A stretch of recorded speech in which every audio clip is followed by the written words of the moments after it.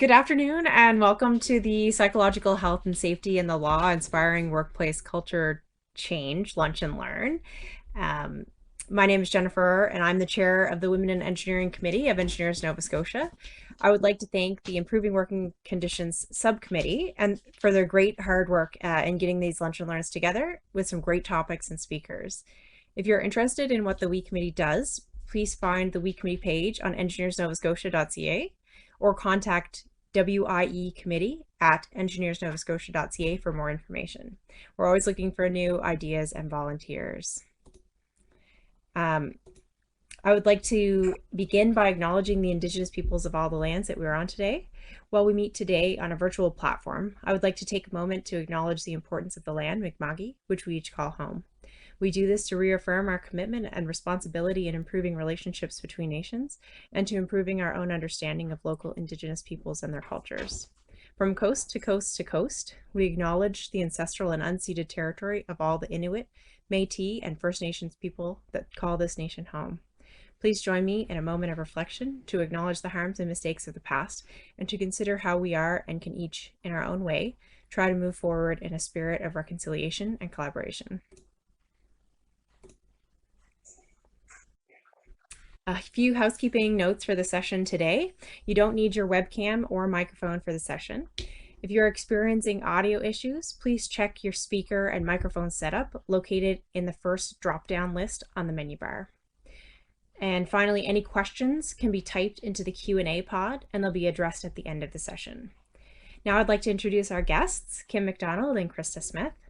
Kim is the founder of 13 Factors for Business Growth and an experienced leadership trainer in workplace psychology, psychological health and safety, mental health, and in helping leaders build new skills to support change and greater team effectiveness.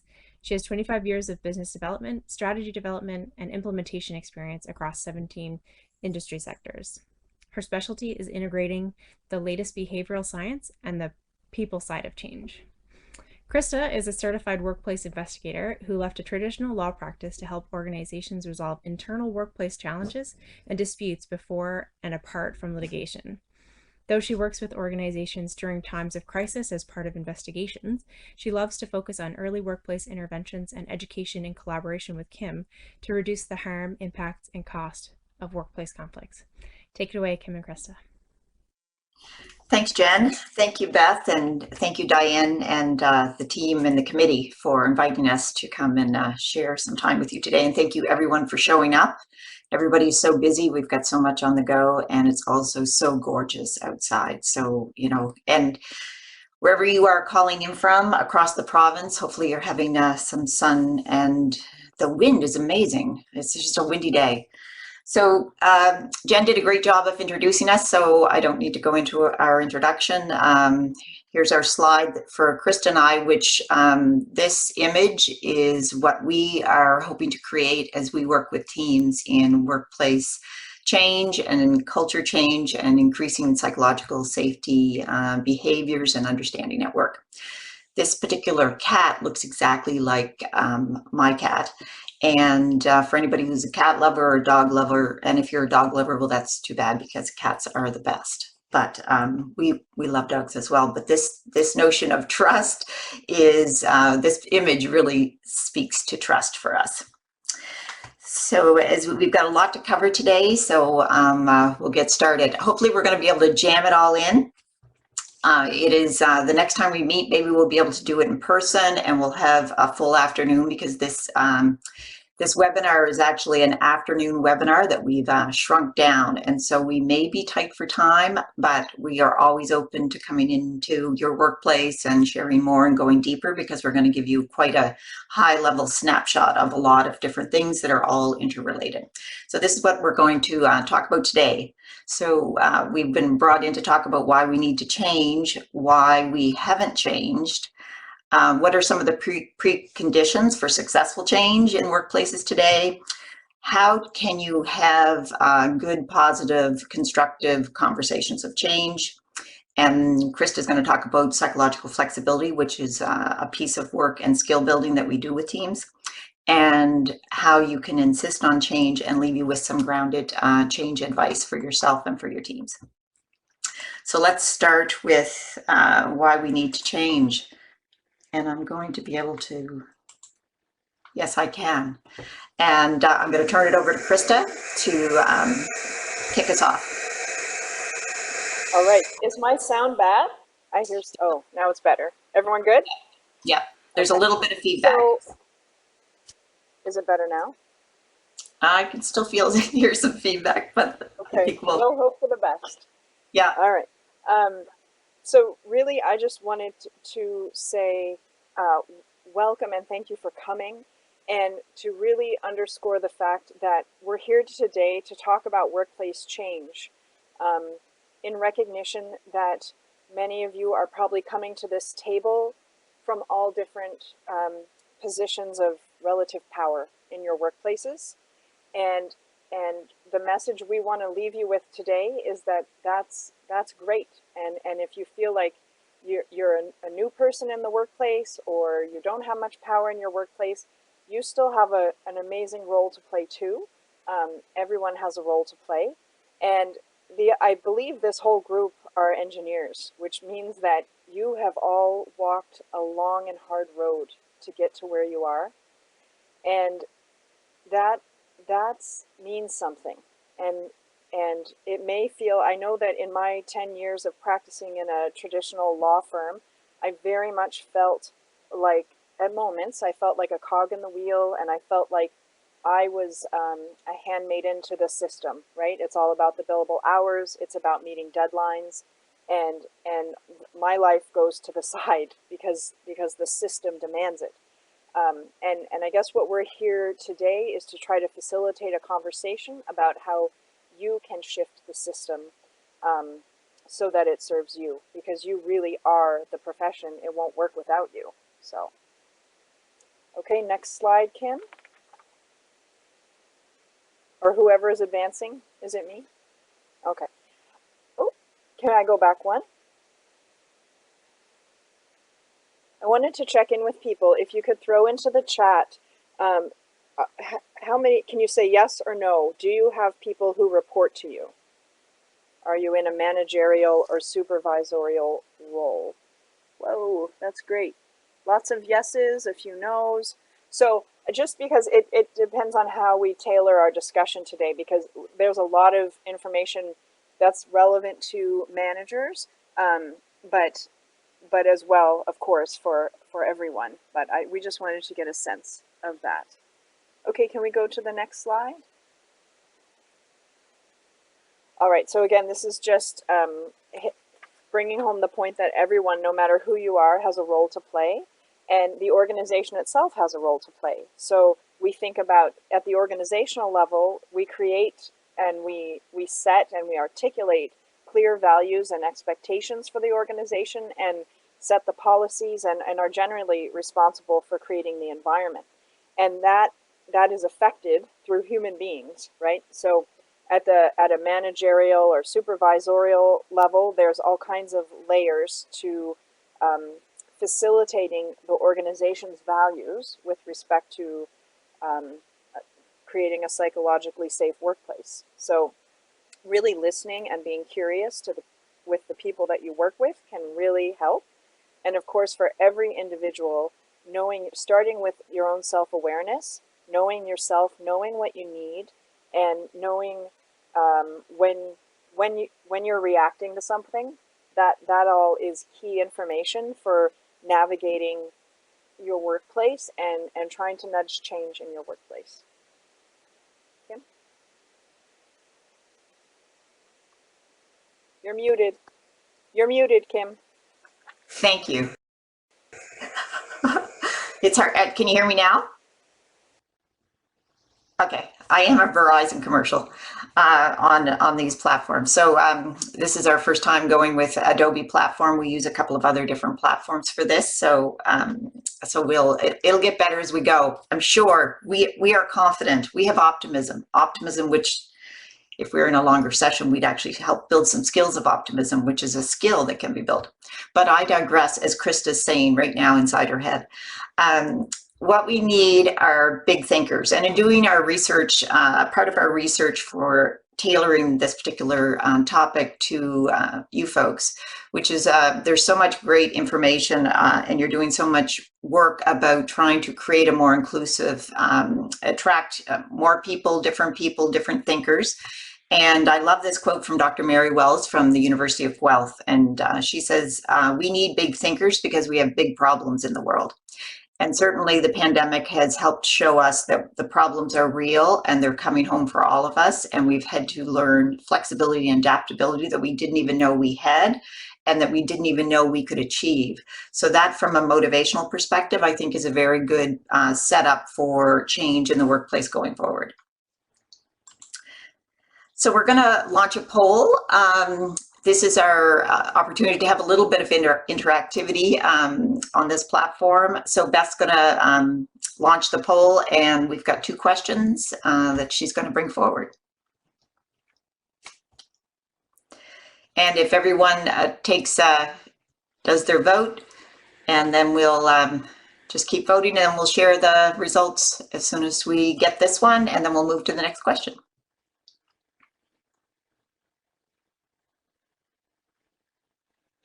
Very interesting.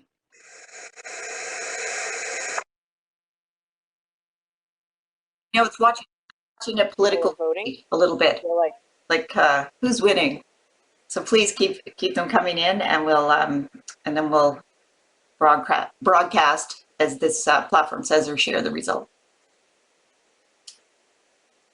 We just have a look to see if how many have voted. We just have a few more. Jump in for everyone if you're there. And keep coming. There's a couple more that haven't voted yet, but they may have stepped away also from their desk for a second or two. So we'll yes, we've got a couple more coming in. Great. So I'm going to Beth, do you want to share the results?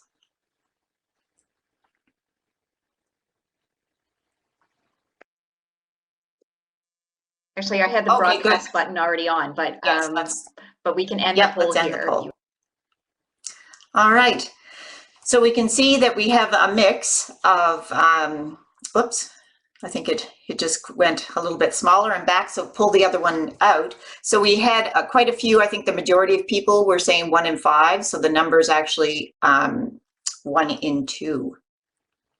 Now here's the second question we're going to go with. How many women who have experienced harassment, bullying, and or discrimination while working in an engineering role?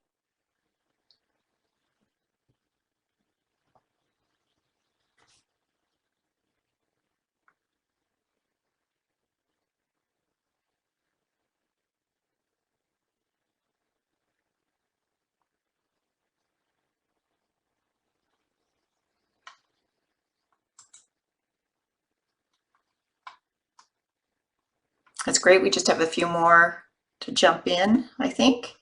You folks are fast. I love this. I was thinking with this particular platform, just because we have to bring in questions one at a time in Adobe Connect, that we might be slow, but you are so fast at getting these done, which is awesome. So I think, Beth, we can end the poll and broadcast, share the results.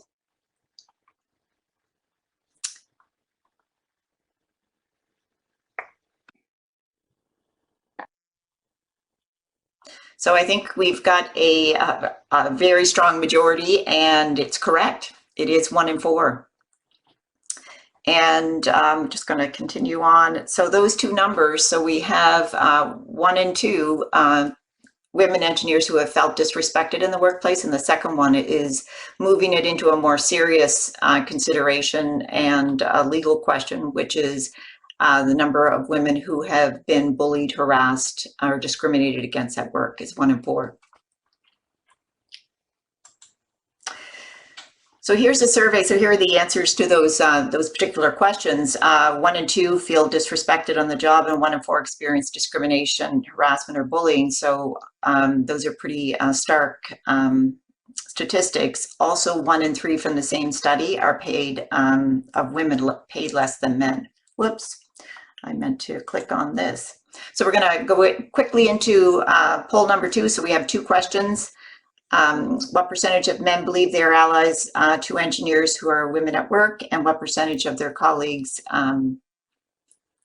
do women believe are in the engineering field are their allies?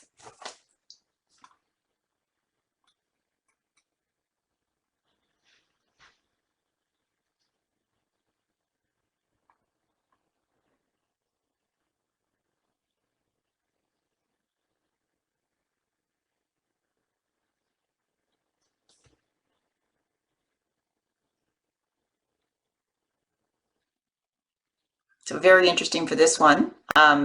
It's a little more, I think it's a little closer than the last one. I think we can end the poll, Beth. And 85%. So the message there is that men care about the situation within the workplace. Question number 2. So if Beth's going to pull the last question.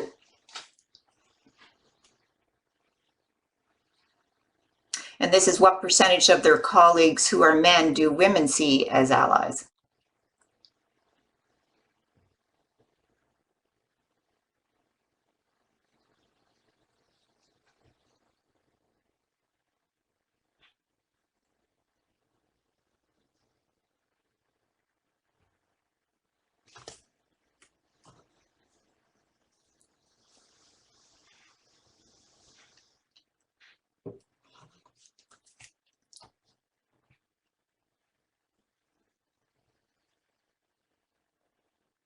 I think we can end the poll, Beth, and share the results.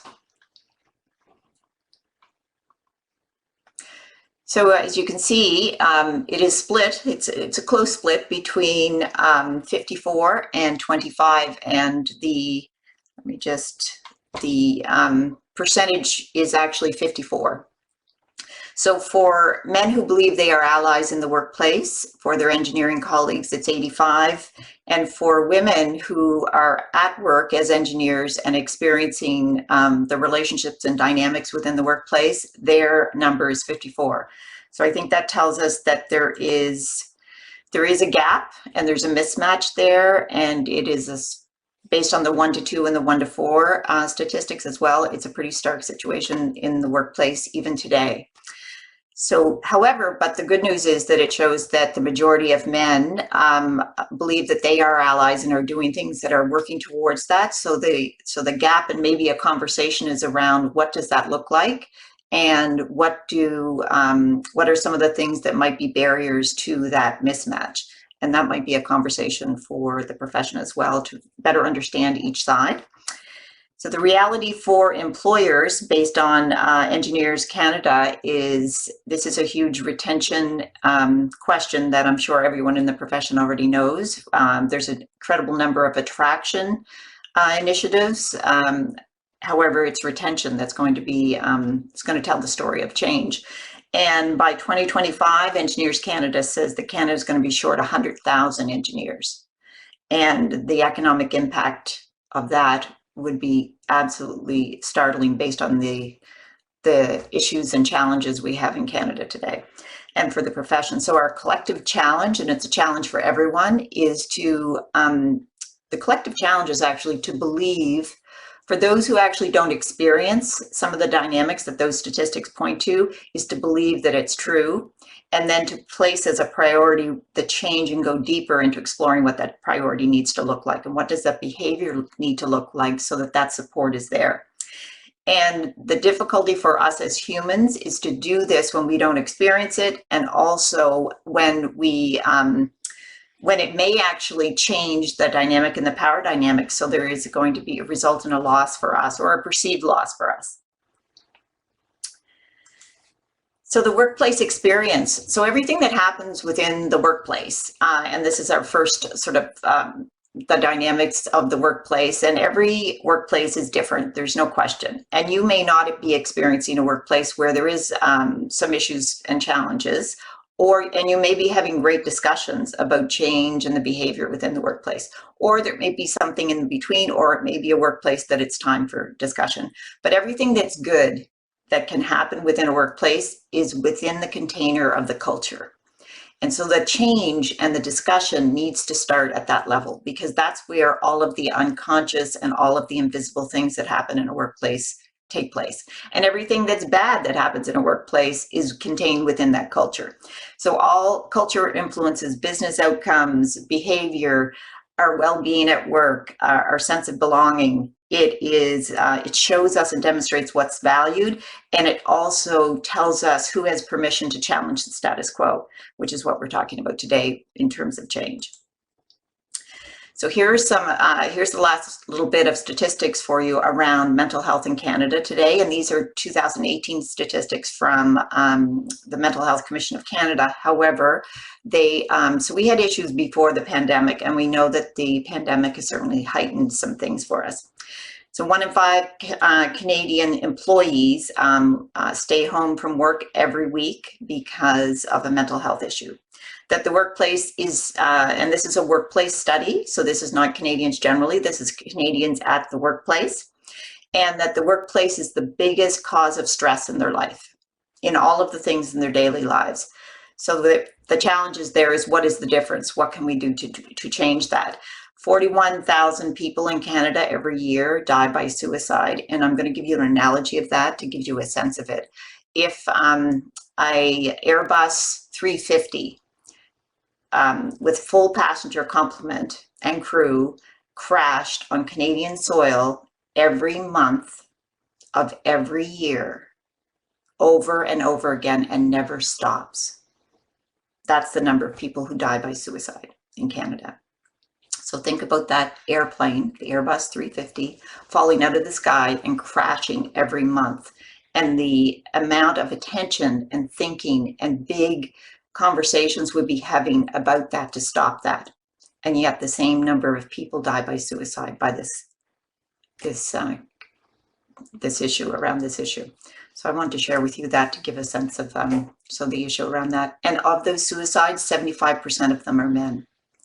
And the top mental illnesses and mental health issues for Canadians right now are depression, anxiety, addictive disorders like eating and alcohol and drugs, and chronic stress as a contributor to our workplace health. And men typically show higher signs of depression, women anxiety. However, it can go the other way as well. Okay, I may have sent the wrong slide. I'm hoping that, okay, I think I may have sent the wrong slide deck, which is okay. So this particular image here, it's a little bit smaller. There's another slide somewhere in the universe that actually shows this image in a bigger fashion. And there are 3 pieces. This is our well-being and the dimensions of our well-being. Oh, I can hear some feedback. Oh, yes, it is. Yeah.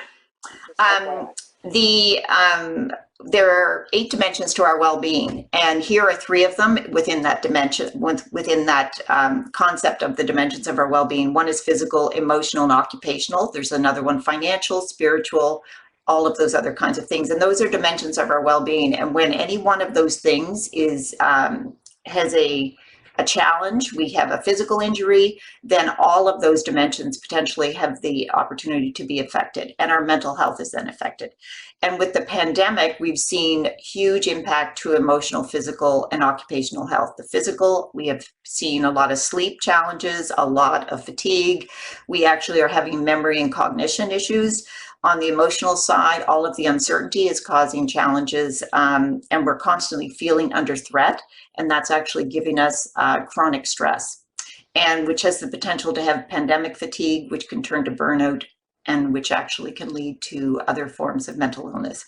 And from an occupational perspective, work is actually perceived during the pandemic for many people as more challenging. The things that we used to do yesterday that we could do very easily, and now our perception of it is that particular piece of work, why is it taking me so long? Why is it so challenging? Those are some of the impacts of the pandemic.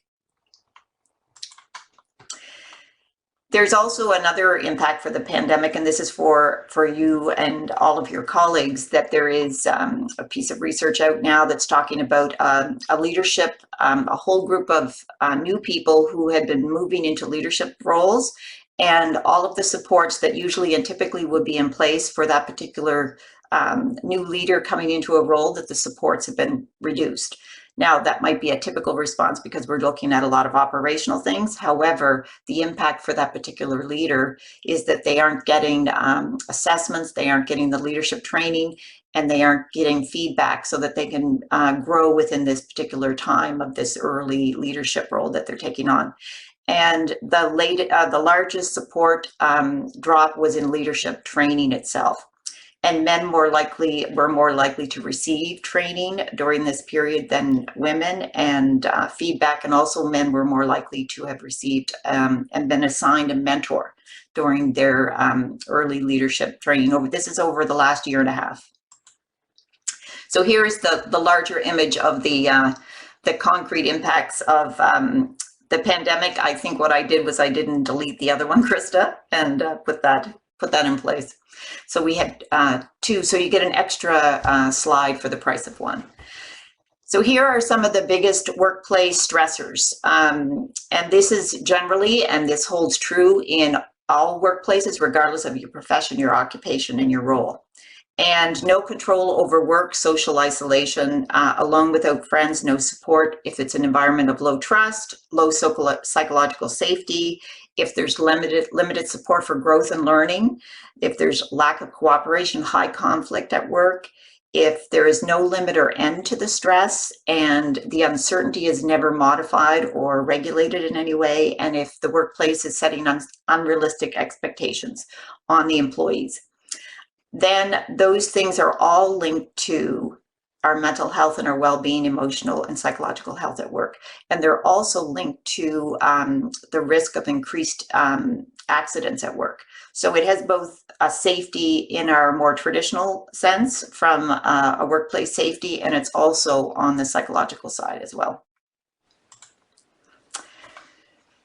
So I think Krista had started and set the groundwork for this, which is really the changes that we're seeing and the change that you may want to turn a workplace into a more positive experience for everyone is around a deeper, more reciprocal understanding on both sides of the equation for organizations and employees, organizations and employers and employees themselves. So here are here's a great list from the research of what organizations care about. And good organizations care and try to balance the needs of the business with the needs of the employees. In fact, the research shows that the best organizations have a high focus on the employees, and the business outcomes actually take care of themselves. So if you want to just do a little bit of a mind shift there, you may already know that, but that's the reality, that productivity and profitability will actually increase if you shift your focus, because it is the employees that actually, and their motivation, their engagement, that's going to make the difference. So whatever the organization needs are in place for that particular organization, employees now need to start to be thinking about what are the needs of this organization so that I can think about my needs and how they match, and being able to have conversations about those shared understanding of the needs. For employees, this is a really amazing piece of research that I think really aligns with what some of your conversations are. So in August of 2019, and these are US numbers from the Bureau of Labor Statistics, that in August 2019, it was the highest record of people quitting their jobs. 4.8 million people quit their jobs in that particular month. And the reason at that time was more money, resoundingly more money. Today, 1 in 4 employees are considering quitting their job, not till after the pandemic, because that makes perfect sense. If you think about it, they need security through this period, but this is what employees are thinking about. And the reason overwhelmingly is flexibility in the workplace. So the high risk, if organizations do not change and start to look more carefully and more deeply and upstream about the workplace experience for employees, this is the risk that's coming after the pandemic. And flexibility can mean a whole bunch of things to a whole bunch of different people. So things like, is it the opportunities that work is giving you to do really interesting things, to be able to have more choice in the jobs and the projects you work on? Is it remote work? Is it scheduling, to have more control over your scheduling? Is it your work style preference? Maybe you do like to, you are most creative and innovative when you're in a certain kind of work environment. This thing is all about variation, and workplaces and organizations learning flexibility to be able to manage that kind of variation is going to be a competitive advantage. Maybe it's space, the kind of environment that you're working in. Whatever those things are, these are some employee needs, and to be able to understand those, employers are going to need to really start to reflect on some of those things. Maybe it's the kind of team you're working with. Maybe it's the fact that you get to use your strengths and these skills in this particular project. But it all means the same thing for employees. There are three things, and they're 1, 2, 3. Employees want more people generally, and adults want self-determination. They want greater control over their workday and their workplace, and they want freedom and autonomy. That does not remove responsibility, anchoring, all of those kinds of things, and accountability. That doesn't remove any of that. It just focuses on the fact that these are needs for employees in greater flexibility at work. So why haven't we changed? I'm sure none of that is a surprise to anyone. But it's always interesting if we think about the workplaces that we worked in the past and maybe the current workplace. But why haven't we changed? When we have these big thinkers who all come together in a workplace, why haven't we recreated this workplace so that it's absolutely amazing? So it's totally joyful at work, because the research shows that we are actually wired to love work and to find joy. And yet our workplaces are not built to accommodate that. So the reason is that change does challenge the status quo, and change is difficult, and change can get messy. And change takes work. But there is also a need for a particular set of conditions so that change can be successful. And we have not considered these conditions today, or yet. We have done a lot of really amazing changes at work, but there are some really deep changes that we haven't started to think about in most organizations. Because if the change is, or the new solution that you're going to be proposing is, if it touches on management practices, culture, or behavior at work, behavior is the biggest one. We totally underestimate that behavior is at the center of everything. For example, if it's workplace flexibility, the barriers to change is that it's all about people. So it's not the what, it's the who in the change. And it is a shift in, if you're asking for a policy change, it's a shift. You're actually asking people to change. And I think from a project management perspective in your own projects, if you are a project manager in whatever engineering discipline you're in, we are embedding more of that, but there's a deeper knowing and ways of knowing and understand people that we have yet to take and apply to the workplace. Because then some of those problems that we encounter as we are implementing a project would actually smooth out. But we have a couple of barriers for ourselves with regard to change. And the state of the psychological safety in work is one thing that I've said. We also, the who is really challenging, because you are actually asking people.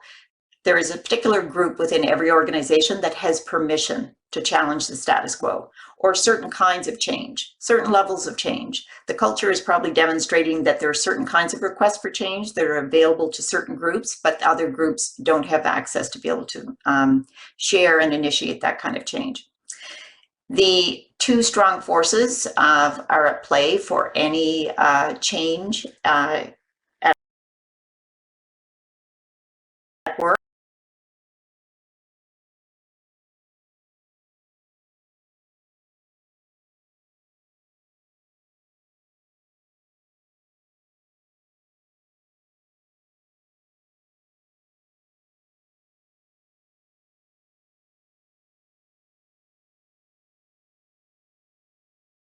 But it's also change for yourself personally, and it's personality tendencies and behavioral habits. So all of those patterns that we have learned in university, that are behavioral patterns, we have to actually try to become more flexible and open to changing those. And we have personality tendencies that are going to pull us back in. So if you love research and all of the data and you just geek down to every time you find a piece of a new part of a solution, and you have a time constraint, that personality tendency is always pulling you. And so there's this yin and yang. And so becoming more knowledgeable about these things is really critical to remove that barrier of change. So here's an example of how to reframe things for any conversations in the work. So as I said, it's not the who, it's not the what, it's the who. So if you're requesting a change to policy, it sounds like a what. So it's a change to policy, but it's actually not a change to policy. It is a change that you're asking a leader who may have created the policy, who may have certain beliefs and a certain view of the world that actually has informed that policy, and that policy has never actually been held up to the light to test a view of the world. And have those conversations, those honest and helpful conversations. So you're asking for change that is actually a little bit deeper than just that this is a policy change. So always reframing it to remove that barrier, which is who are we actually asking to change, and who built it, and how would that impact them, and trying to get to some of the motivations for why that change will not be approved is one of the ways of thinking. The other thing around our differences in the workplace for change is that I'm sure you've seen this model, which is it's the diffusion of innovation model, which I'm so sure you're familiar with. But the reason I love this one is because of the downward change, the earth is flat folks. So in the workplace, there are all levels of people, and some people are the firebrands and the initiators and the catalysts for change, and they're going to be the agents of change. And then there are some of us who are in supporting change. And so once we understand it and we become a little more familiar and comfortable with it, we will support the change. And there will always be people where change is so difficult for them or they either believe that it's not necessary and therefore they can't get on board, or there's some other reasons for that. But all of those people show up at work. And so better understanding of people so that you can work through some of those things and increase the champion of change. The other couple of things from a change front is this particular, you will not be able to see this slide, and we were going to drop it into your chat box, but we can't do that. So what Beth is going to do is she's going to actually forward this on to you after the presentation, because one of our barriers of change is the fact that as we progress in our careers, we are promoted, and all of the reinforcement we get actually reinforces our certainty and our rightness.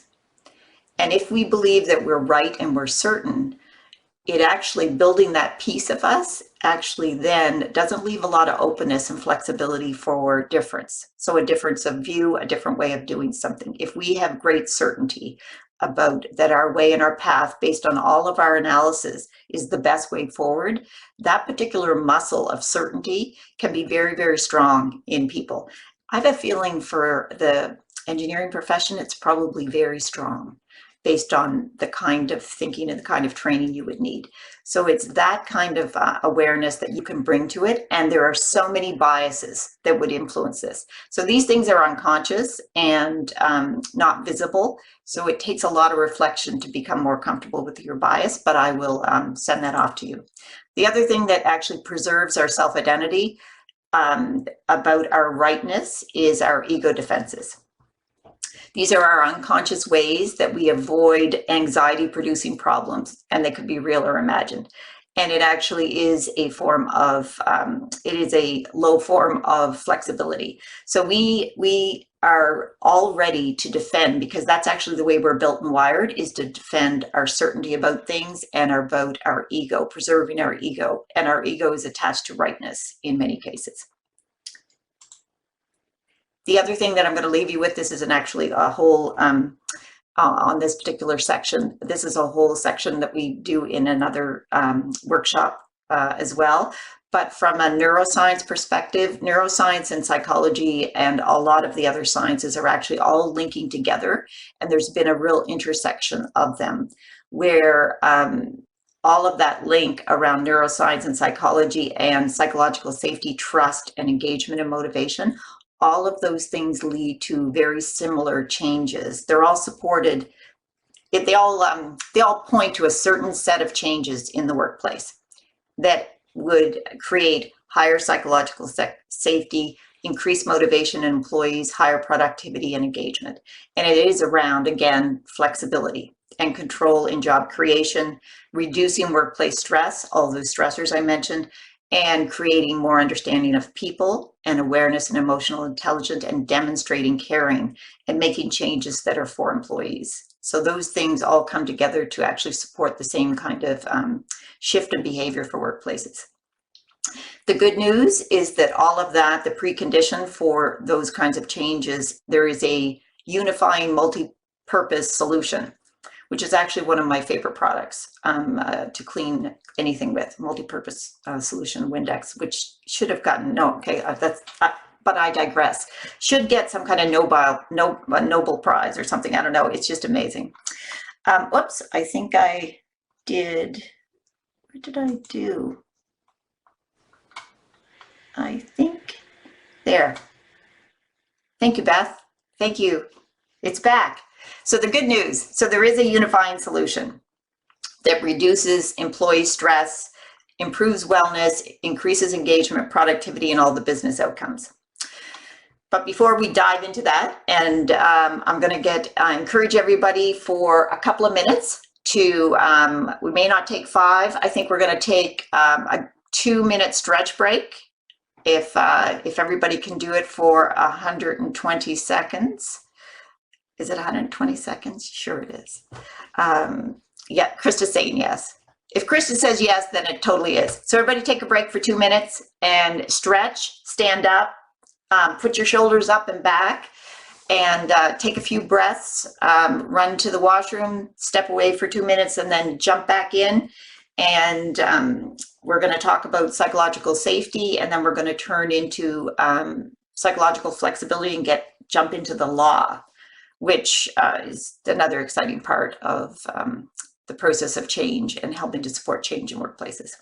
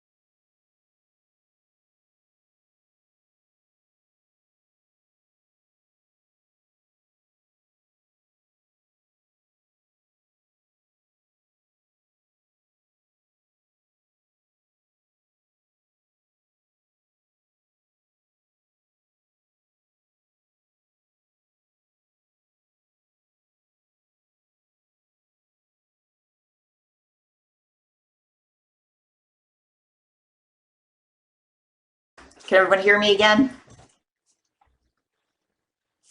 Great. All right.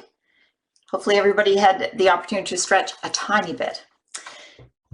So here we're going to jump into the precondition for successful change in the workplace. And it is around psychological safety. And it may be that you already have discussions of this, and maybe you're implementing the national standard, or you've been implementing some improvements at work around this and having conversations.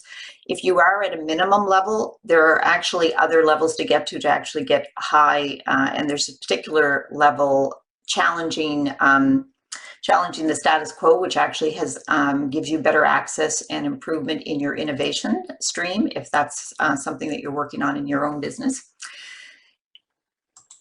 So jumping right in, what I had mentioned is this unifying multi-purpose solution. Windex aside, yes, I'll stop, Krista. Windex aside, there is a universal solution. This is from a North American perspective, and this is one that we've developed in terms of some of these features and these attributes. And it's based on an incredible amount of research. And then it is also solidified and underscored by a couple of really amazing pieces of work, one of which I will share with in a minute, that there is a universal workplace culture that any organization, if you think about it and start to do some work around it, can aspire to be able to create all of those benefits, reduce stress, do all of the business productivity, profitability, and other amazing benefits at work, and create joy at work. And it is a culture that supports greater psychological flexibility. And psychological flexibility is around us as people and our openness to co-creating solutions. Reciprocal trust, one of the features, flexible, adaptable, and open, as I mentioned, that it is a culture that supports psychological safety, and it actually moves beyond safety into behaviors that are around psychological health. And that's at a higher level.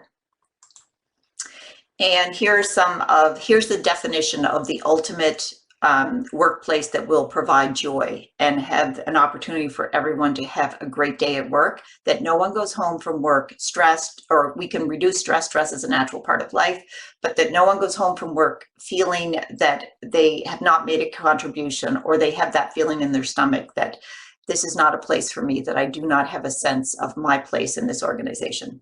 So it is an organization with this particular, these particular attributes. It is human focused, flexible. You're probably thinking, how many times can Kim say the word flexible today? Well, it is around, if you can create a value, a new value going forward, I would create it around flexibility. And then for your context, figure out what that looks like at work. That is a place of high trust, inclusiveness, engaging, highly productive, collaborative, learning, focused on learning and growth, that people understand what is the purpose for this organization beyond profitability, so that there is meaning in their life and they can see that this organization has a place in the bigger community, and that it's motivating and it understands my motivations, and so that you can access joy at work, because we're actually wired for joy, and joy is essential to our long-term mental health. And that's another workshop. And those attributes and that culture that I just described actually align and match universal needs of humans in the workplace. And it is, as I mentioned, self-determination, autonomy, and flexibility, to experience trust, that's reciprocal trust, and receive support at work, to experience inclusion, belonging, to have a connection, to be able to show up as myself, that I don't have to come to work with armor. I don't have to be a certain kind of person to succeed at this place. I can actually be me, and I can come in whatever state I'm in, that I will be accepted, and people will know me and get to know me. That I can tell the truth. I can speak the truth about what it is. When I see something that's harmful, or I see something that I don't agree with, it may be that the thing is not going to change, but I should be able to say that I disagree and not have repercussions and punishment for it in some way. And that it's safe to learn and to grow and develop and make mistakes. And so that flexibility and that openness for mistake making, I know for the engineering profession, it's probably something that is very challenging. And certainly there are places in work that we can make mistakes and other times when we can't, that the stakes are very, very high. However, we are human and we do make mistakes. So having those kind of conversations on what that means for your workplace is important. That you can contribute based on your own personal strengths and to something meaningful, and that it's safe to challenge the status quo. And that is a certain level of psychological safety in a workplace, to be able to challenge the status quo and also to be safe, because that means that you are disagreeing with someone, and having a particular kind of trust has to exist within an organization to be able to have that, to have those conversations and be able to do it in a safe and constructive way. So there's something called the Aristotle Project that you might be familiar with. It is a huge study that Google underwent. I think they finished in 2018. And they wanted to learn, there was a previous project to this called the Oxygen Project, which is what is the makeup of the best manager. But this particular project is around what are the dynamics and the situation for the most highly effective, perfect team. And they studied 180 teams at Google to figure this out. And the interesting thing for them in their discovery is the number one answer for that team and the way that team works was psychological safety. That's pretty amazing. Okay, that's probably amazing for us because this is what we live and breathe. We have a colleague that we work with, and he's always, he has reminded us a few times, he might have reminded me, that Kim, nobody cares about your data journey. And I say that because when Kevin says that, it was totally resonated with me. But I know that out there in this classroom, there are probably geeks like me who love the journey that has brought them to a solution. And so I know we're in this together. So you have your own interest in your own geek out data journey, but I know that it's there. So there's another definition. There's a definition of psychological safety that's one of our favorites, which is rewarded vulnerability. And I'll let that sit there for a minute, because rewarded vulnerability means that I can be vulnerable and say something, and it actually is that the receptiveness of that is actually rewarded, as opposed to some kind of repercussion that is negative when I step outside the lines, whatever those lines might be at work. And rewarded vulnerability means that I can be myself, that I can contribute, that I can ask questions, ask the tough questions, disagree, and tell the truth. All of those things that people need to be able to show up well at work and be able to be themselves, that is what rewarded vulnerability will give to you. And there's a study here that it's 1975 and Stephen Kerr on the folly of rewarding A while hoping for B. So if any organizational behavior geek is out there, you probably are familiar with it, but I invite you to read it because it is absolutely the core of workplace culture. Here's the stages of psychological safety. So I mentioned that at the very highest level, which is challenging the status quo, that the environment has to be able to support that and certain behaviors. And that is where innovation can occur. And so all along those, that this is a continuum of advancement. So there are minimum standards of inclusion, and then it goes on from there. And Krista's going to talk a little bit more about some of those things. We also have the national standard. So we actually have a world-class gold standard, and it's Canadian-born, Canadian-grown, and it's a national standard for psychological safety and health in the workplace. It's a voluntary standard. I have spoken to Engineers Nova Scotia about this previously, just as an introduction to it. And their definition is that a place that is psychologically safe is where every reasonable effort is made by the organization, is made to prevent harm to employees. And the definition of psychologically healthy is that every reasonable effort is made to promote understanding, awareness, and resources and education are provided to employees. So either rewarded vulnerability or these are both, I think, very useful conversation starters at work. Here's the standard, and there's tons and tons and tons of really good materials, many of which are free. It's almost overwhelming, and so being able to sort and have some advice on what would work in your organization is probably a good step. These are the 13 factors that actually risk factors that the national standard has identified on where focus for change could happen in a workplace to try to get to that challenge the status quo. I wanted to, just before I turn it over, I think the next one goes into, I think we're on to psychological flexibility. There is an important distinction that I want to raise because there are a lot of words around like mental health, psychological health, emotional well-being, all of those things we do, and mental illness. So all these words are in the ether, and they actually all mean different things. So the more you can actually understand the differences, the better and more accurate you can be at making and taking action at work. So psychological health and psychological safety are considered from an organizational perspective. It is systemic things that you can change. You're looking at behaviors and policies that will actually help the organization overall. When you're talking about mental health and someone's emotional well-being, then you're talking about it at the individual level. And when you take something like mental health first aid, that actually is a triage, just like other first aid programs, which actually helps you be more observant of looking within the organization and monitoring people's and caring about people's mental health. That is actually for the individual to the individual situation.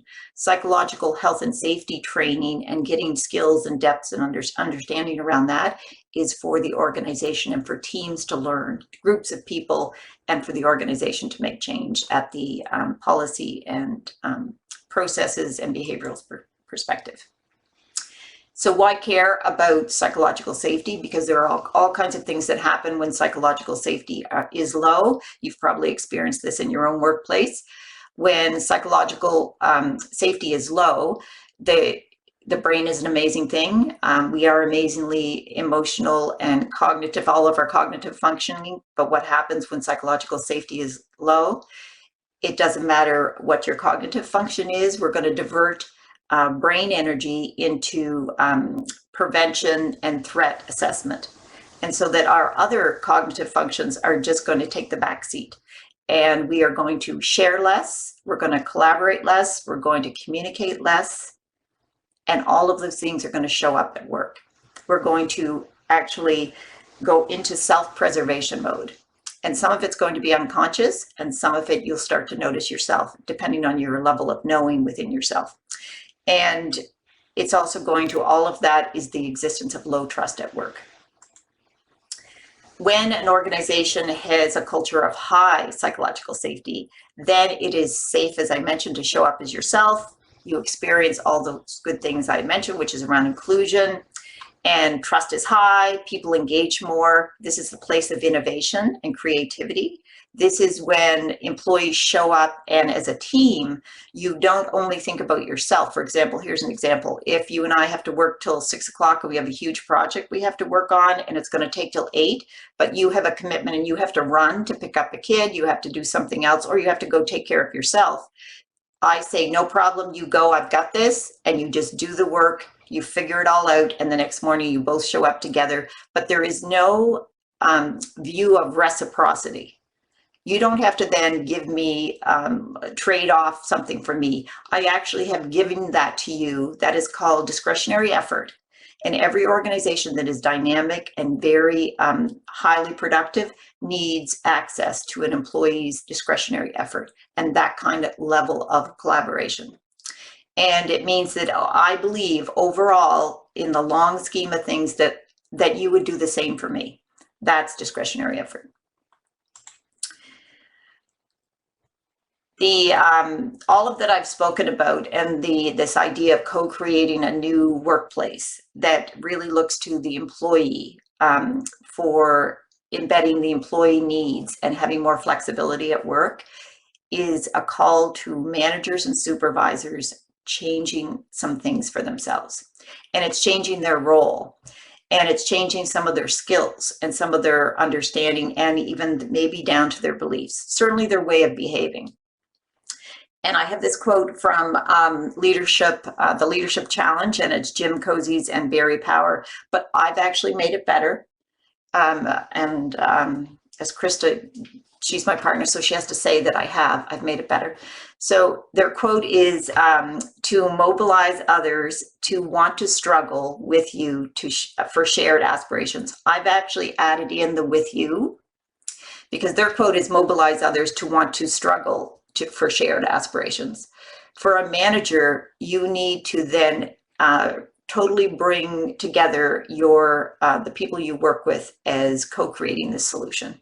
And you have to help them understand that you are struggling and they are struggling, and optimistically you can work together, that you have the optimism that you can find that solution, and we're going to work together for those shared aspirations. That's the new relationship. So modern leadership, you can throw out all of those leadership style things that you've studied and make it quite simple. It is around this relationship at work and building it more as a modern view of a relationship. Because based on what we've seen in some of the research, people pay with their feet. And it's certainly a new person who's coming into the workplace, it's a different world. They're not going to spend 10 years paying their dues to get that really good project. They want to contribute now. So having psychological safety at a contribution level and being able to openly and freely contribute to all that's available to them, that's what people want. And I say hug a millennial or a Generation Z, because those numbers are helping boomers and Generation X, helping to move it forward and what is possible, instead of taking some of these things that perhaps we didn't question before on ways of operating within an organization. There are tons and tons of options. Those practices were downloaded by no one smarter than you and I. Obviously, you're very smart. I'll give you that. But they were created so that we take a lot of things into our workplaces that we don't even question. And I have a ton of things to say on that, but I won't say any more. And you have to meet people where they are. You can't wish them into a place. So working with them and their current state and understanding what they need, that's critical. So now we're going to move into conversations of psychological flexibility and change. And Krista, your sound is a bit fuzzy. Don't know. Not sure what to do. I noticed it resolved last time. I think it resolved, did it? Oh yeah, it does. Seems to be a temporary problem. Okay. All right. So what I want to do in the amount of time that we have, I guess the first thing I should say is both of the topics that I would like to cover are workshops in and of themselves. So I'm just going to do what I can here and see where we get. A lot of the things that I'm going to cover under this topic, conversations of change, is really just building on what Kim has already talked about, but I'm trying to give you some practical pointers about maybe how to bring that successfully into your conversations and your day-to-day life. And again, of course, in conversations, it's about relationship. It's all about relationship at this point. And again, that ties back to the who, not the what. So yeah, the two areas I want to talk about are communication and then the legal minimums. So I kind of think of this as a metaphor, I guess, the spinal cord of the anatomy of workplace change. The spinal cord of that is psychological flexibility. So the ability to communicate well and to tend to your relationships is kind of the nerve center of where change lives. And underpinning that are the legal minimums. There are certain things that you can insist on in your workplace because you have a legal right to insist on it. Kim, can you advance the slide, please? So again, we're first going to talk about psychological flexibility and the kind of the ways to approach conversation. What often happens is that people don't articulate their experiences. So forgive me if I offend anyone, but my thing, I'm not from the Maritimes. I'm CFA. I will always be from away. But my observation, having lived here over 20 years, is that Maritimers do not like to have frank conversations. It's uncomfortable, and we'd rather be kind of polite and be nice to one another's face, but then you're still feeling all those feelings inside. So what happens is it squishes out the side. You end up gossiping about people, or being negative, or just having that resentment vibe going on, even though you're being nice to their face. So I think, you know, Kim and I come to you with an invitation to try. We invite you to try to have some of the conversations that might feel difficult, and we acknowledge that it doesn't feel comfortable, but that you can't really go around, you have to go through. Like, if you want to make change, if you want to get to a good answer, then you have to sit in awkwardness for a little while. And so if you're interested in bringing change at all into your workplace, realize that you're going to, by definition, you're going to be pushing people out of their comfort zone potentially. So I want to give you a few strategies to help people feel safe when you're pushing them out of their comfort zone. All right, Kim? Yep. And so a huge distinction, like kind of a starting place for this conversation, is realizing that people's intentions are often quite different than the impact that they have on people. So in general, I mean, it's pretty safe to say most people mean well, right? Almost everybody means well. Even those who are doing terrible things have usually rationalized it to the point where they think they're doing the right thing. So knowing that we all are coming from that place, we mean well, but that it doesn't always land that way. And some of that is just a lack of awareness of another person's lived experience, or yeah, like what might be going on for the person who's receiving that information. So when we're living our lives, we're judging ourselves by our intent. We know we're trying to do our best. We're all trying to do our best. But we judge others by their observable behavior, right? So there's a bit of a disconnect there, and the more we can be aware of that, the better. So we work with organizations with a tool called the ACT matrix, which comes out of acceptance and commitment therapy, to help people to be more psychologically flexible. I'd very much like to share this model with you guys, but I don't think we have the time today. So I'm just going to try to give you the essence of it without getting into the actual model. So a key component of the ACT matrix starts with you, right? It starts with your own self-awareness and noticing what's coming up for you. So you just want to notice what reactions are coming up. Like, you might feel a feeling come up and like, well, why is that? Why is that coming up, right? It's a curiosity about yourself. And also getting clear on what your needs are and how you act when your needs are not getting met.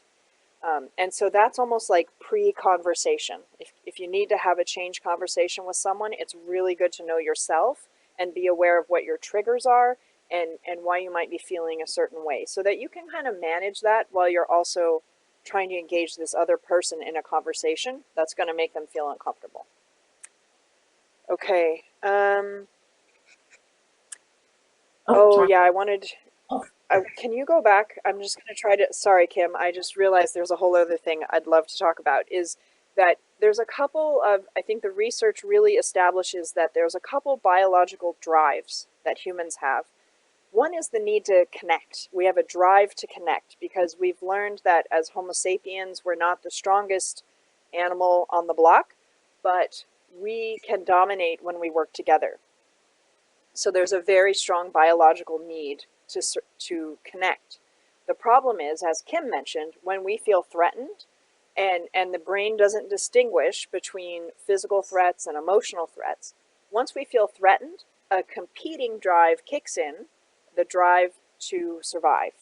And that shuts us down from our ability to connect with people. We stop functioning from a place of rational thought, and we're more about like holding our needs tight, right? And just trying to stay safe. And so that completely shuts down communication. and makes it impossible. You actually are, it's not possible to see the other person's perspective when you're stuck in that guarded place. So we want to try to help people get safe enough to step out of that perspective, like when they're stuck in a corner or in a spiral.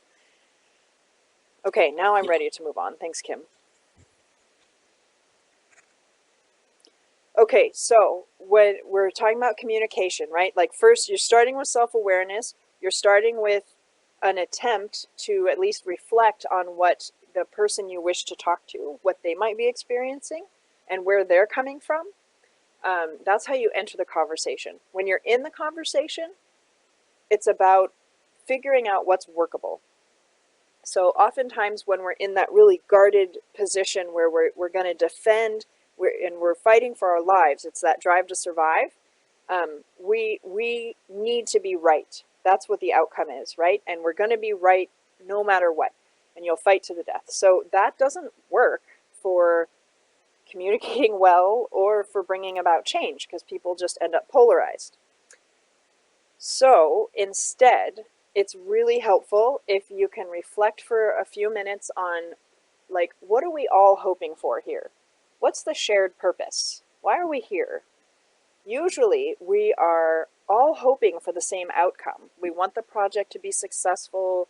We want to be happy. Everybody wants to be happy. So there's lots of common ground that you have with to whomever you're speaking. And if you can keep those elements in mind at the forefront, keep everyone's needs and aspirations at the forefront, and let go of the specifics of how it's going to happen, that's when you can start to figure out what's workable. So it's not necessarily perfect, it's not necessarily what you wanted, it's not necessarily ideal, but it's a version of compromise, and you're really just going for what's workable in order to get to a place where everyone's acting and conducting themselves in a way that's consistent with their underlying shared values. Okay. All right, I'm ready. Okay, so this maps on, actually this slide maps on with Kim's universal human needs slide that she went over before. This is a model called the SCARF model, but it's a good thing, it's a handy thing to keep in mind whenever you're talking to someone else, to safeguard their sense of psychological safety. And it might also give you some insight into why you might be reacting, feeling triggered. So a lot of people tend to get triggered when these areas are not, they feel that these areas are not respected. So if their status isn't respected, you're not acknowledging, you know, how many years I've been at this and how hard I've worked to get this knowledge, or the position.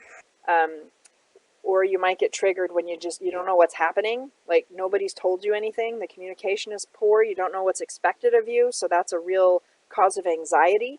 So the more you can give people certainty, the better. Autonomy, so it's not your way or the highway, but of giving people options, trying to let them do their thing within your ask, right? There's more than one way to get to a solution. Honoring the relationship, always. And trust being the linchpin to all of it. And finally, fair. What's fair for everyone involved? Kim, I'm ready. So just a few tips before we move on to the law, to how you might try to apply some of these ideas in your conversations. So, of course, again, we're looking at the holistic self, your holistic self and the other person's.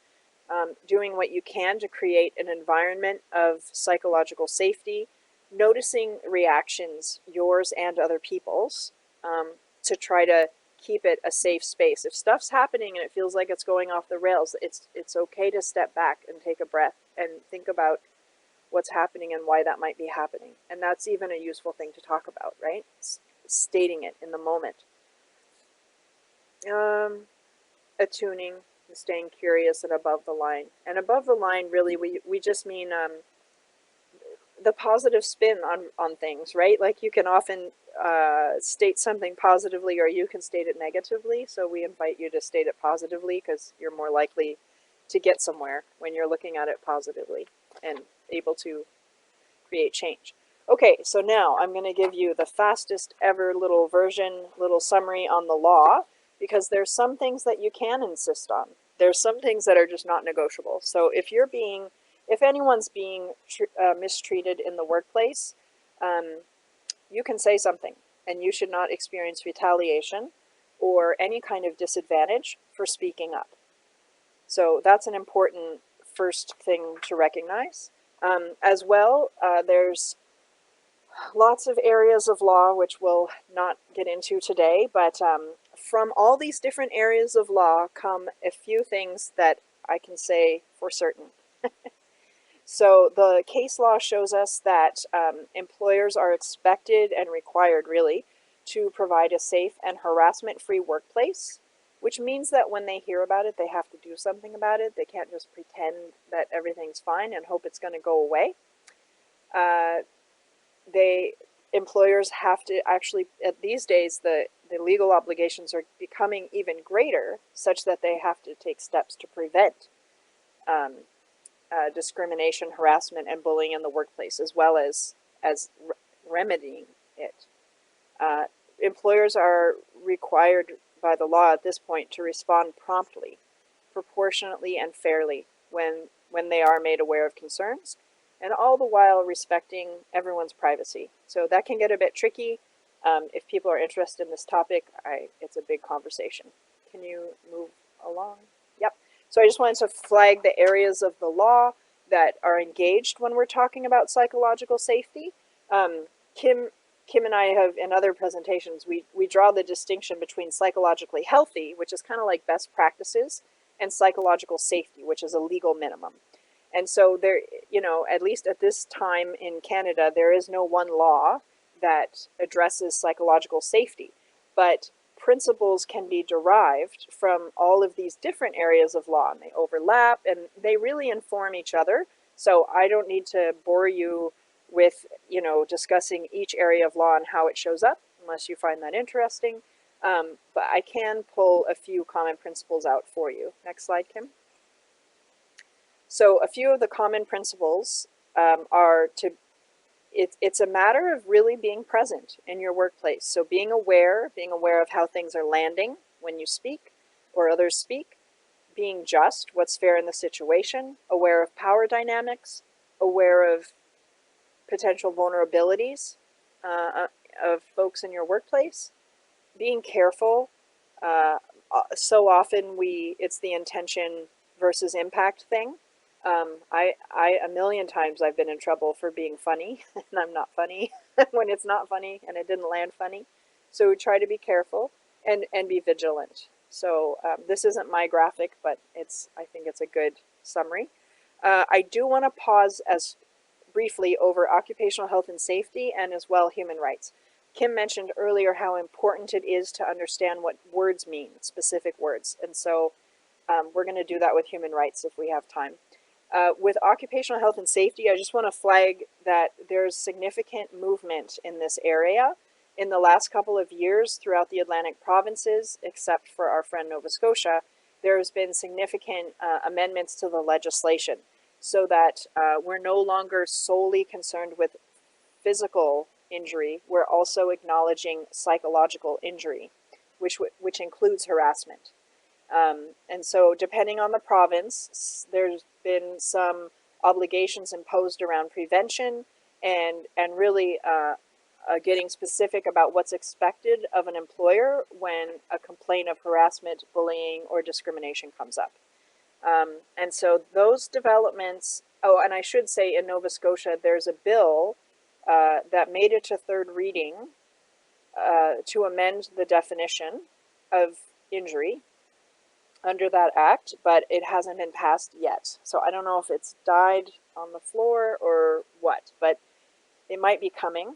And given the way the rest of the country is going, I would expect it's coming in Nova Scotia. So then just the feds, oh sorry, really quick, the feds have also followed suit. They're actually kind of a leader here. They did a significant overhaul to the Canada Labour Code, particularly Part 2, and effective January 1st, 2021, the workplace harassment and violence prevention regulations became effective. So if any of you are in federally regulated workplaces, this applies to you and to your workplaces. And there's really, really well-developed obligations on employers, which are spelled out online, around creating and maintaining psychological safety in federal workplaces. Next slide. Okay, so here we're turning to the human rights aspect of the law. And what I first wanted to try to do was explain that you have human rights, the Human Rights Act, which provides a set of specific characteristics. These do not change. If you don't fit under one of these characteristics, then you can't bring a human rights complaint. That's that. Harassment can be that plus more, right? It's human rights plus more. So many workplaces have a respectful workplace policy. It's really best, you really should have a respectful workplace policy. And it's going to cover any situations that come up that engage discrimination as we understand it pursuant to human rights legislation. But it's also going to cover any situation where a person feels othered, right? And I mean, I came up with a little list, but people get othered over everything, right? So anything could go on that list. But if you're treating someone poorly or bullying them, harassing them because of any kind of ground, any kind of criteria, it's a basis for bringing a respectful workplace complaint. So I just want to make that distinction. We have the law and we have policy in workplaces, and they do work together, but they're also separate forums. So if I can talk about it later, if people are interested. So respectful workplace often talks about objectionable conduct, which is a giant kitchen sink of, could be anything. This really exists on a spectrum from rude and annoying all the way to criminal. And there are many examples of the ways it could show up. Gossiping is huge. Unwanted touching is a big one. Misusing power or authority. Okay, next, Kim. So I just for the sake of understanding what these words mean, you know that you can go look at the Nova Scotia Human Rights Act and find definitions, and they're not too much different in the Canadian Human Rights Act. Discrimination has two components. So it's either withholding access to opportunities and advantages or imposing burdens. And that's whether you mean to or not. Sometimes a rule, when applied equally to a large group of people, imposes a differential burden, more of a burden on some people than others, right? So human rights law also seeks to remedy that. Next page. Okay, so the Human Rights Act actually defines sexual harassment as well. So you'll often see this definition in respectful workplace policies. It's conduct or comments of a sexual nature that are unwelcome and personally offensive. It can also be reprisals. So if you're interested in someone and you ask and then they say no and then you're mad about it, that doesn't really fly in the workplace. And again, I'm not doing these definitions justice. I'm just trying to flag for you what the considerations are. So again, as this is key to all human rights and respectful workplace situations, intention doesn't matter. What you're really looking at is how the reasonable person, whatever that's my favorite definition, right, by the way, would construe the. Oh, right. So historically, the reasonable person was the judge, who's a white man in power, but there's increasing acknowledgement that the reasonable person often depends on, and so in human rights cases, they often say what the reasonable, for example, African Nova Scotian would think. Would they think that's offensive behavior? So it's a difficult analysis, but it's where we're at in the law right now. So reasonable person, and then, oh, okay, the consent piece is an extra little bit. We'll just go on because we're almost out of time. So under respectful workplace, you can find these definitions online, but I just tried to distill what I've seen most often in respectful workplace policies, like what is bullying? Because we hear that all the time. What does it actually mean? So it's the use of power or aggression to control or distress another individual. It's often inconsistent, so the person feels destabilized. They're never sure what to expect. So that's that certainty piece of psychological safety. And it's usually subtle, right? So the worst thing is you get an employee as a manager, you get an employee come to you, tell you something, and you're like, that doesn't sound like a big deal. And oftentimes people are so upset, they're not giving you a coherent story. So you have to really step back and figure out if there's a pattern of conduct. Sorry, Kim, let's keep going. And then harassment, so the Human Rights Act is concerned about the protected grounds, right? But harassment can happen to anyone upon any basis, not just the protected characteristics. So respectful workplace definitions usually have a harassment definition. Sometimes it's called personal harassment. It's anything that demeans, insults, belittles, or ostracizes, threatens or intimidates, or causes personal humiliation, right? So that is a huge, huge bucket. So again, we resort to the objective person or reasonable person standard to determine whether it's objectively harassing rather than subjectively, because sometimes people feel offended and that might just be their own personal set of triggers and not be considered objectively harassing. So it's a tough analysis. Finally, toxicity. We hear about poison workplaces and toxicity all the time. What is that? Negative conduct or comments that create a hostile or offensive environment. So you don't necessarily have to be targeted or like the target of bullying or subject to direct discrimination to speak up. You can say, look, this workplace doesn't feel good. It doesn't feel good to be here. And it could be because somebody behaves aggressively. Maybe they slam the door when they go in their office or slam the phone down. Or if you have to sit and watch somebody get bullied and you know that if you speak up, you might find yourself the target, that's very intimidating. Creates a toxic workplace. As well, the sense of when the sense of belonging is violated to the extent where some are included and some are excluded, that can create quite a toxic workplace. Everyone has a role in trying to fix this. We should speak up. Managers should really have to speak up. They actually have a duty to speak up and address it, have those conversations privately if you're hearing concerning conversations or seeing concerning behavior. Create norms around what's okay in your workplace and what's not. It's a cultural issue, right? So we don't gossip here, kind of thing. And intervene immediately. Don't hope it's going to go away, because it never does. It just gets worse. You have to have the uncomfortable conversations. Kim, I apologize. That's great. It's 1:30. That was excellent. Hopefully there is a lot more that we could share on the topic and go deeper, and we do that in other places as well when we're working with clients. I'm going to bring us together for a little bit of grounding change. So we've talked about a lot of different things. We're hoping we were able to weave them together. And there's a lot that we could, weave more into your specific context if you're open to having those conversations. The final advice we're leaving everyone with, which is just great advice for anyone generally, which is to dial up some of your skills and observations and noticing things in a workplace. Noticing things for yourself and noticing interactions and the relationships that are happening within the workplace among others.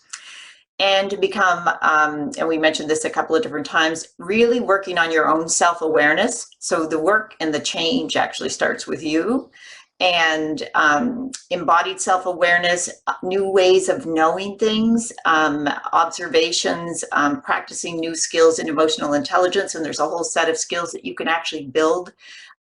Curiosity as a skill, listening as a skill, optimism is an actual skill that can be built, self-expression, all of those kinds of things, I think, are important for helping to support the change that you're trying to create or that you're trying to support at work.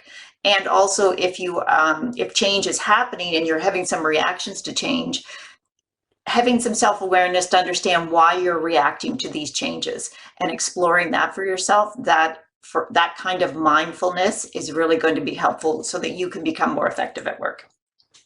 This is my favorite image, and along with you knowing about yourself, it's also looking at trying to understand people in a different way and in a deeper way, because we're all, there are so many differences, and actually personality is one of the biggest variances. And so that's why we raised the idea of some of the barriers to change or personality tendencies, as well as behavioral habits and patterns. But the more you can get to know people and understand the differences among people, the better you'll be able to then and be more accurate at what the assumptions and the judgments you're making about the observable behavior you have. But people are the same, but we're also different. So we can do some universal unifying change that will be supportive of everyone at work. And those things are not, they're not complicated, but there's complexity to them. And it is a journey of change, but the more you can bring and the more people and with varied thinking to the challenge, the better off you will be in the workplace.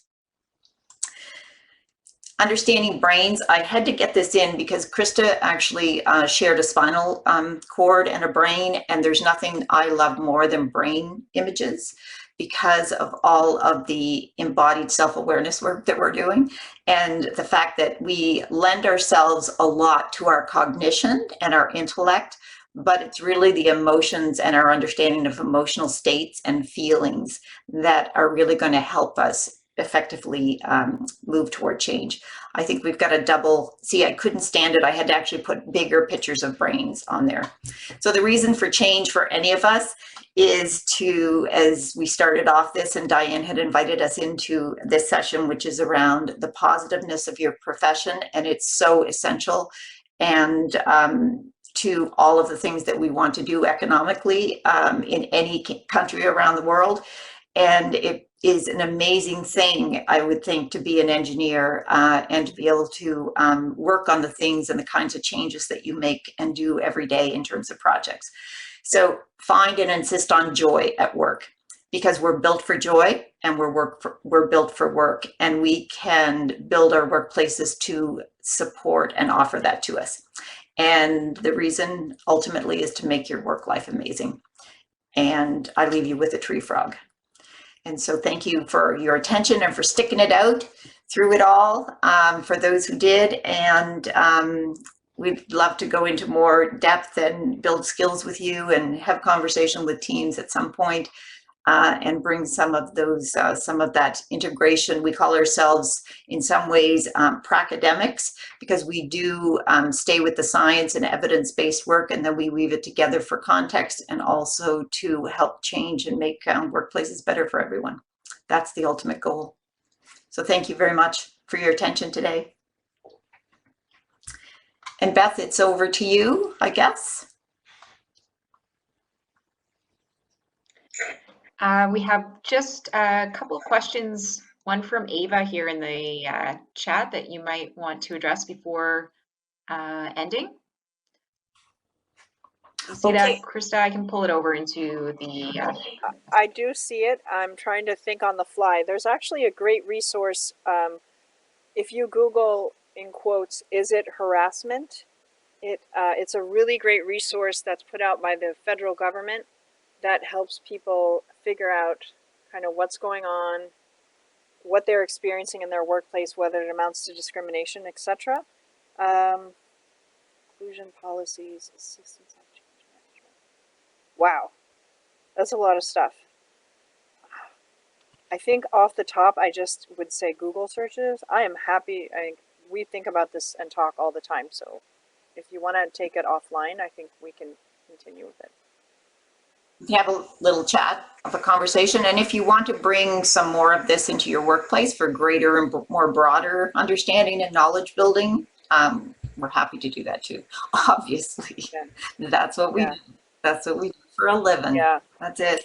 I do Living a the lot dream. around Yeah. workplace Living the investigations dream. and